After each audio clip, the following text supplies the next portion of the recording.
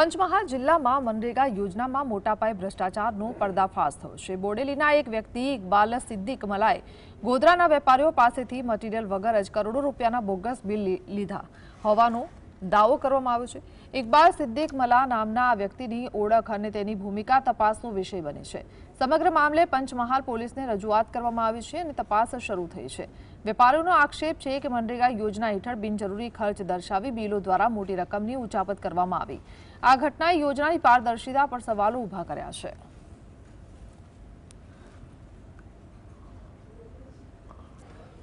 બિલો એમને ધુપ્પલમાં કામ કરતા હતા, મનરેગાનું બોરેલી તાલુકામાં કામ કરતા હતા। ડિલિવરી મારા બિલોની બોરેલી તાલુકામાં બતાવેલી છે।